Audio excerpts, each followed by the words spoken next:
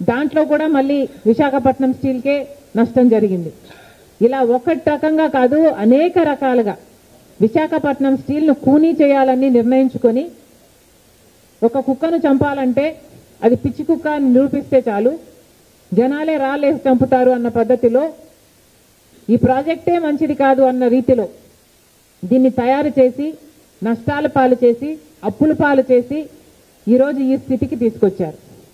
ఇప్పుడేమో ఉన్న ఉద్యోగస్తులు కూడా ఉన్న భరోసా కూడా లేకుండా, ఇప్పటికే అక్కడ ఉన్న ఉద్యోగస్తులకి డ్యూటీకి వెళ్తే గేటు దగ్గర ఆ రోజు వాళ్ళ పేరు ఉంటుందో ఉండదో, ఉద్యోగం ఊడిపోయిందో తెలియక బిక్కు అనుకుంటూ ప్రతిరోజు ఉద్యోగానికి వెళ్తున్నామమ్మా అని చెప్తున్నారు.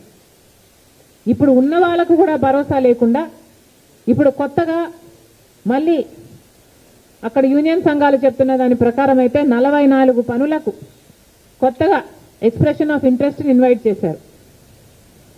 ఇది అన్యాయం కాదా అని అడుగుతున్నాం. ఇదే పద్ధతిలో హిందుస్థాన్ జింక్, విశాఖపట్నం స్టీల్ పక్కన హిందుస్థాన్ జింక్ ఉండేది. దాంట్లో 8,000 మంది పనిచేసేవాళ్ళు. మోడీ పుణ్యమా అని దాన్ని ప్రైవేటీకరణ చేశారు.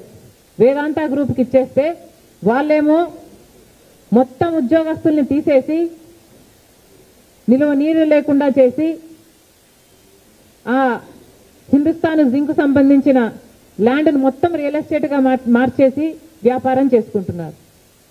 అదే చేయాలని చూస్తున్నారు విశాఖపట్నం స్టీలుకు కూడా. రెండు డీళ్లకు పెద్ద తేడా లేదు. విశాఖపట్నం స్టీలు కూడా 20,000 ఎకరాల భూములు ఉన్నాయి.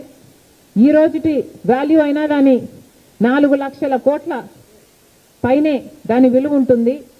కేవలం ఆ భూమి వీళ్ళ కన్ను పడింది కాబట్టి ఇదంతా చేస్తున్నారు. ఇది అన్యాయం కాదా? అసలు విశాఖపట్నం స్టీలు ఆంధ్ర రాష్ట్రానికే తలమానికం. అలాంటప్పుడు దీన్ని కాపాడుకోవాలని ఒక్కరైనా ఎందుకు ప్రయత్నించడం లేదు అని అడుగుతున్నాం. ముఖ్యమంత్రి గారు, పవన్ కళ్యాణ్ గారు, చంద్రబాబు గారు, పవన్ కళ్యాణ్ గారు, లోకేష్ గారు అందరూ విశాఖపట్నంలోనే ఉన్నారు. మరి ఇప్పటికైనా ఈ రోజుటికైనా అక్కడ ఉన్నారు కాబట్టి కనీసం ఒక్కరైనా విశాఖపట్నం స్టీల్కు వెళ్తారేమో చూద్దాం. వాళ్ళకి ఏమైనా భరోసా కలిగిస్తారేమో చూద్దాం. చంద్రబాబు గారు ఎన్నెన్ని మాటలు చెప్పారు. తెలుగు ఆత్మగౌరవం అన్నారు, విశాఖపట్నం స్టీలు మాకు సెంటిమెంటు అన్నారు, ఎందాకైనా పోరాడతామన్నారు. ఒకప్పుడు వాజ్పేయి గారు విశాఖపట్నం స్టీలు ప్రైవేటైజ్ చేయబోతే నేనే ఆపాను అన్నాడు చంద్రబాబు గారు. మంచిది సార్,